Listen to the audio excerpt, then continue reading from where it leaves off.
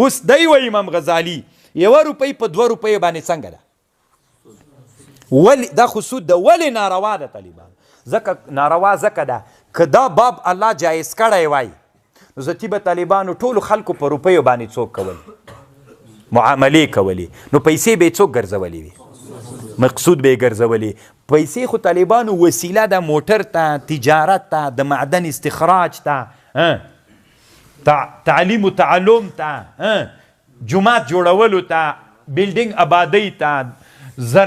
زراعت ته دې شیانو خرڅول دا ټوله وسیله د طالبانو تجارت ته فلاحت ته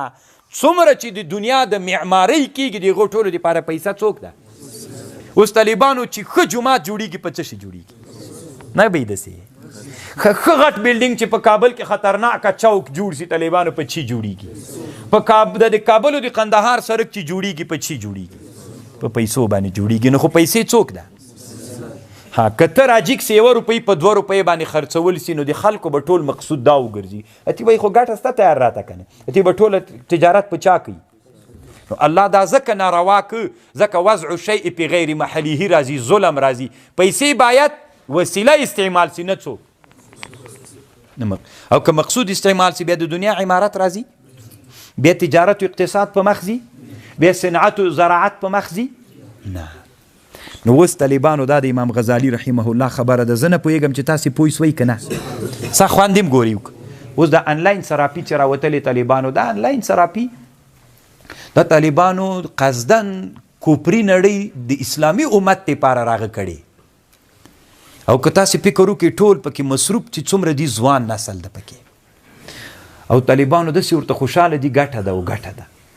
طالبانو تاسې دې باندې پوهیږئ چې اسلامي امت یې ټول دې ته متوجه کړی سهار هم چې راجیکس موبایل ته ودرې شنه بټنه راغلی که نه ده راغلې ښه راغلې که نه ټول امت مسلمه یې طالبانو په چا باندې مصروف په آله کې مصروف په وسیله کې مصروف هلته طالبانو دغه ځوانان وایي خو دا د ګټه راته برابره ده که نه هره ورځ په 100 روپۍ کې 2 روپۍ 8 روپۍ په 100 روپۍ کې ګټه راته کېږي هره ورځ دا داسې کېږي طالبانو آنلاین سراپي مثلا یو شرکت ده دې شرکت کې د دنیا 1 میلیون انسانانو پیسې دي هر یو $100 پکې اچولي 1 میلیون انسانانو دلته پکې دي زه اوس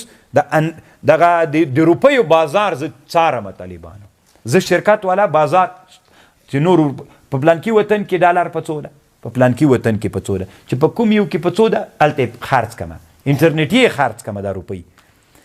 هلته مې ارزانه خرچې کړلې بیا ګورم چې کوم ځای کې ارزانه ده هغه پلانکي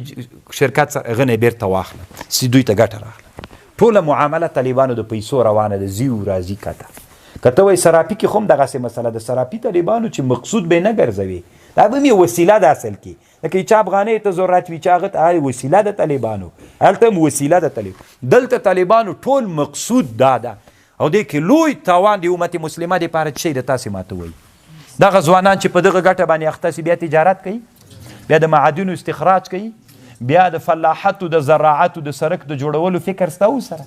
دا طالبانو کافران خو هغه کافران دي چې امت مسلمه چاته بیایي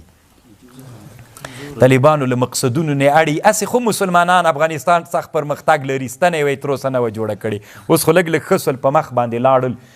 نورم طالبانو شاته بیایي چې ټولې په دغه جي باندې مصروف کړي پیسه چې الله وسیله جوړه کړي د دې په واسطه ټانک جوړ کا مرمۍ جوړه کا د ټانک په واسطه خیاطي ماشین جوړ کا تعلیمي ځایونه جوړ کا ځوانان یې ټول هلته مصروف کړل نو هغه لیوني دي چې بیا ستړي تېري په بل کار باندې تېروي بیا دنیا بادي راځي نه راځي بیا په افغانستان هم داسې ړنګ پروت وي سړک به یې نه وي هغه به نه وي دغه به نه وي هېڅ شي به هم نه وي نو دا ټول د شیطانانو د کافرانو دا مقصد د طالبانو زه د الله نه ډېر شکرګزار یم کنی زه په انلاین سراپي باندې خلکو دومره پتان کړلم چې تر حد نه ډېر څنګه ده ولې نه درته معلومه ولې نه راته وایې ولې داسې نه کوي انسانان دي که نه ټول خو د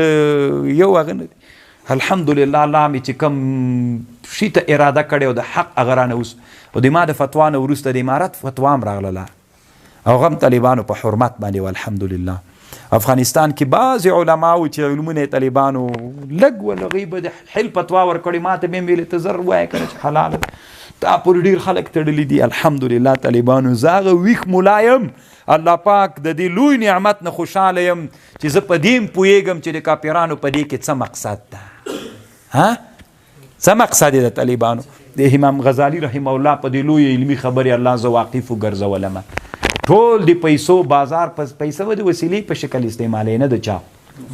نه مقصود اصلي ده. د انلائن سراپیګانو مسله فورکس دا طالبانو نننۍ ټوله دنیا کې د بازار په دوی غواړي طالبانو چې انسانان چاته واړي، دوی خپل پرمختګونه وکړي، د موږ په پیسو باندې اقتصادي ودې وکړي او موږ څه وکړو. طالبانو په اسلامي امت کې داسې علما په اسلامي امت کې چې ویښ علما دي لکه علامه طنطاوي، ای په طالبانو په همدغه مسله باندې د نن نه 100 کاله یا څه کم 100 کاله مخکې په دې باندې بحث کړی. د امام غزالي رحمه الله خبرې دلته نقل کړې ده چې ډیر فکر موي الله نه غواړي چې سړی په وسیله باندې مصروف کې مقصود باندې مصروفي، ولې د الله د دنیا عمارت و معمارۍ مقصود، الله علوم راسپړل مقصود، انسانان هلته نه مصروفوي. نو نه پوهېږم چې تاسې د ما په خبر پوه شولئ.